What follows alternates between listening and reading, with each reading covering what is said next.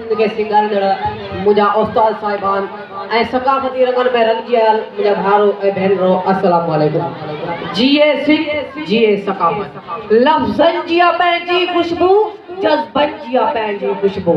लफ्ज़न जिया पंहिंजी खुशबू जज़्बन जिया पंहिंजी खुशबू हिते हर को माण्हू मोतीअ दाणू पर टोपीअ जॻह वारनि जिया पंहिंजी खुशबू। साईं मुंहिंजा मौजूद सामीन मुंहिंजे सिंध जी सकाफ़त मुक़दस सकाफ़त आहे उन लाइ हथ ॿधी अर्ज़ु कंदुसि त सा सकाफ़त मुंहिंजो चाओ सकाफ़त मुंहिंजो। साईं मुंहिंजा पोइ मूंखे इजाज़त ॾियो त मां पंहिंजे साह ते ॻाल्हायां मां पंहिंजे चाह ते ॻाल्हायां मां पंहिंजे पूरे ईमान ते ॻाल्हायां। साईं मुंहिंजा मौजूद सामीन अॼु के हिन पिंडाल में शऊर या शमशाद अकुल इल्म असर शाद खणी हलंदड़ इश्फास मौजूद आहिनि उन्हनि जे साम्हूं दलीलन दलालनि सां शींहं जी गजगोड़ वांगुरु आवाज़ कंदे समुंड जी छोड़ियुनि वांगुरु नचंदे कुॾंदे ऐं कोयल जी कूक वांगुरु पल्लाव कंदे ऐं बागनि में ॿोलींदड़ बुलबुल जी लात वांगुरु ॿोलींदे चवां थो जॾहिं दुनिया जी तहज़ीब रेड़ियूं पाए हलंदी हुई उन वक़्तु बि सिंधवासी टोपीअ जरग पाईंदा हुआ। साईं मुंहिंजा मौजूद सामीन हीअ सिंधी टोपी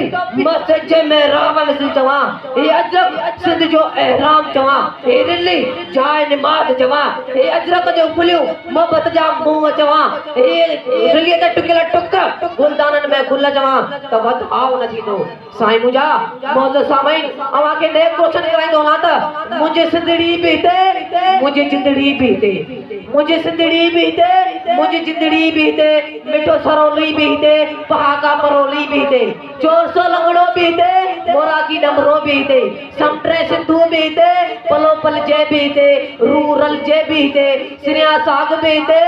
सुवा सिंगारी भी हिते थर जी वारी भी हिते वफा ऐं वफादारी भी हिते। साईं मुंहिंजा मौजूद सामीन दोस्त ऐं दिलदारी भी हिते मारीअ जा मारुनि सां इकरार भी हिते ससीअ पुने जे इश्क जा इज़हार भी हिते तमाचे नूरे जा दीदार भी हिते। साईं मुंहिंजा मौजूद सामीन अर्ज़ु इल्तिजा कंदुसि त मुंहिंजे सिंध जी सकाफ़त अमीर सकाफ़त आहे उन जा एहनान पे ॿुधायां जरा गौर सां ॿुधंदा त महिरबानी थींदी छो जो हिते मन खे मोहींदड़ चमके चुंदर भी आहे हिते सुरीलो सुरंदो सुंदर भी आहे हिते हेमू ऐं होश जो हंध भी आहे। साईं मुंहिंजा मौजूद सामीन मां जेकॾहिं ईअं चवां त कुफुर न थींदो ओ सिंधड़ी मुंहिंजी जिंदड़ी तुंहिंजो थरकाशो ऐं की झच मां कोट ॾिजीअ जो कोट राणीअ जो मकीअ म्यानीअ जा मैदान घुमी कारूंजर ऐं केटी बंदच मां। साईं मुंहिंजा मौजूद सामीन अर्ज़ इल्तिजा कंदुसि त मां नीरे आकाश में सफेद तारनि जो कसम खणी चवां थो मुंहिंजे सिंध जी सकाफ़त सुहिणी